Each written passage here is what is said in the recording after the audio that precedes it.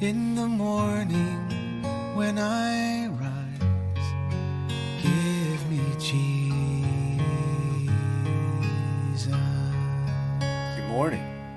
Yesterday we talked about spiritual gifts, and Paul ended that chapter, 1 Corinthians chapter 12, verse 31, earnestly desire the greater gifts, but I'm going to show you a still more excellent way. So chapter 13 is where we are today. What is that excellent way? Look, if I speak with the tongues of men and with angels, but I don't have love, well, I am just noise. I'm a noisy gong or a clanging cymbal. That more excellent way is love. He goes on to say, it doesn't matter what I do. Any of the gifts, they are nothing in me if I don't have love. I can give away all my possessions to the poor. I can even give up my body to be burned, and it profits me nothing if there's no love in me. All right, so what is this love? It starts in verse 4. 4 through the beginning of 8 say this. Love is patient. Love is kind. It is not jealous. Love does not brag. Love is not arrogant. How are we doing so far? Love does not act unbecomingly. It does not seek its own. Look, it's not about you. Love is never about you. Are you doing okay so far? Love is not provoked. Love does not take into account a wrong that's suffered. Love does not rejoice in unrighteousness. Love rejoices in truth. It bears all things. It believes all things. Do you believe in all the things of God? It hopes all things, endures all things. Look, love never fails. Well, how are you doing? Probably not too well, and none of us are. Because we were made to be love. We were made in the image of God, but Adam and Eve messed all that up in the garden. And we turned from love givers to love needers, and we need love desperately. We can't love unless we're filled up with love.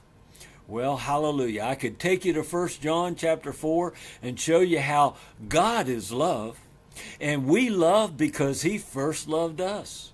It's not about us loving God, but it's about God loving us and sending Jesus so that the junk can be moved out of the way. Now we can receive that love, be filled with it, and now that love, the love of God, the real love, the love that looks like what I just read, can start flowing through us for the sake of others.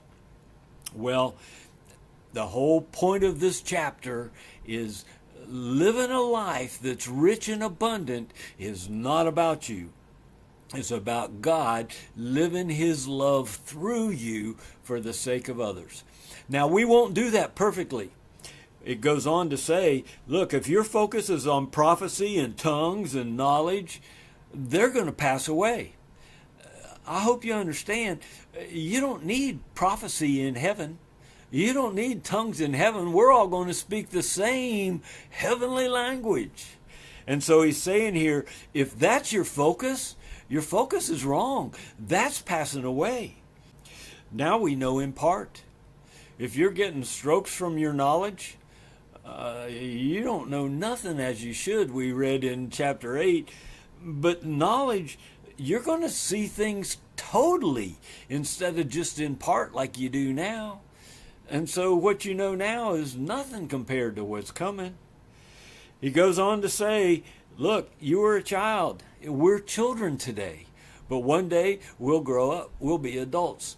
And the childish stuff that's around us now will all pass away. It'll be ridiculous. It will mean nothing.